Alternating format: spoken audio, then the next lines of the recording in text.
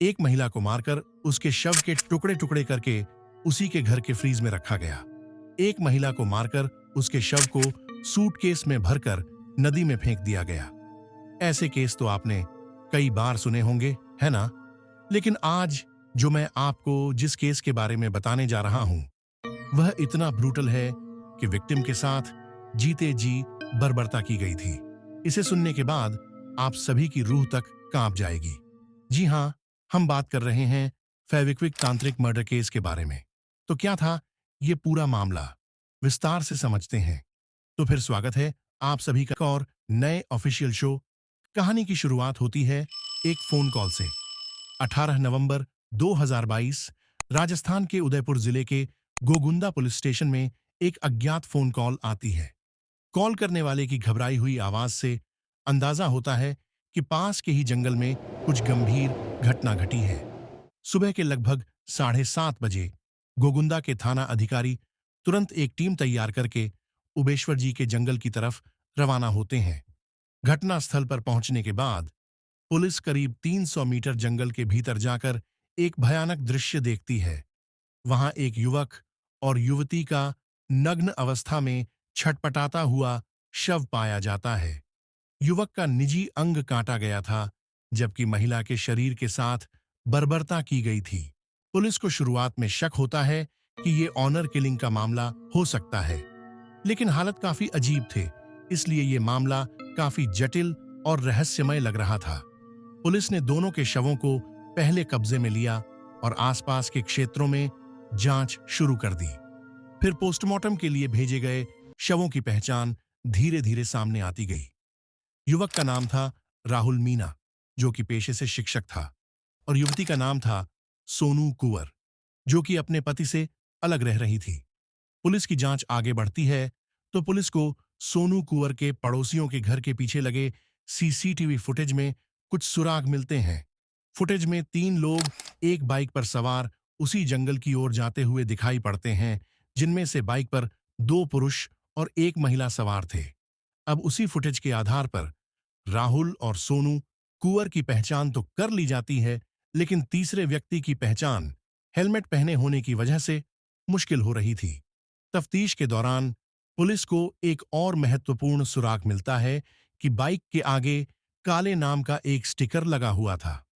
Bike की sticker की पहचान करवाए जाने पर पता चलता है कि वह बाइक तांत्रिक भालेज कुमार जोशी की है। भालेज कुमार जोशी एक प्रसिद्ध तांत्रिक था, जो डूंगरपुर जिले के सागवाड़ा थाना क्षेत्र के एक गांव में रहता था। वह शेषनाग बाबाजी मंदिर का पुजारी था और तंत्र मंत्र के काम में माहिर था। भालेज कुमार जोशी ने अपने जादू टोने से गांव के लोगों का विश्वास जीत लिया था।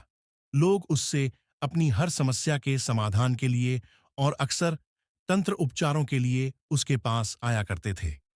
जांच में यह भी पता चलता है कि राहुल मीना और सोनू कुंवर का एक अवैध संबंध चल रहा था, जिसके बारे में राहुल की पत्नी ने तांत्रिक भालेज से मदद की मांग की, ताकि वो तांत्रिक दोनों के बीच बढ़ते संबंधों को खत्म कर सके। लेकिन तांत्रिक भालेज ने यहां पर फायदा उठाने की योजना बनाई, क्योंकि वो खुद सोनू कुंवर को पसंद करने लगा था। अब तांत्रिक राहुल और सोनू कुंवर को समझाता है कि उनका ये अवैध संबंध सही नहीं है, इसलिए उन्हें ये रिश्ता खत्म कर देना चाहिए। ये बातें सुनने के बाद राहुल को गुस्सा आता है और इसलिए वह तांत्रिक को धमकी देता है कि अगर वो ज्यादा ऐसी बातें करेगा तो वह तांत्रिक को बदनाम करके रख देगा, क्योंकि वह खुद तांत्रिक सोनू कुंवर के ऊपर गंदी नजर रखता था। ये बातें तांत्रिक के सीधे दिल पर जा लगीं और वह अब बदनामी से डरने लगा था, जिसके बाद भालेज ने एक भयानक योजना बनाई। कुछ समय बीतने के बाद उसने उन दोनों को तंत्र मंत्र करने के बहाने जंगल में बुलाया। 15 नवंबर 2022 को तांत्रिक ने दावा किया कि यह तंत्र मंत्र करने के बाद वह दोनों हमेशा के लिए एक हो जाएंगे। उन्हें कोई अलग नहीं कर पाएगा, लेकिन इसके लिए उन्हें नग्न अवस्था में आकर उसके सामने संबंध बनाना होगा। राहुल और सोनू कुंवर काफी एक दूसरे के करीब आ चुके थे, इसलिए वह अब अलग नहीं होना चाहते थे, और इसी बात पर उन्होंने तांत्रिक की बातों पर विश्वास किया और वह सब करने के लिए तैयार हो गए। इसके बाद तांत्रिक अपनी ही बाइक पर उन दोनों को बिठाकर जंगल ले गया। वहां पर उन्होंने नग्न अवस्था में तांत्रिक के सामने ही संबंध बनाना शुरू कर दिया।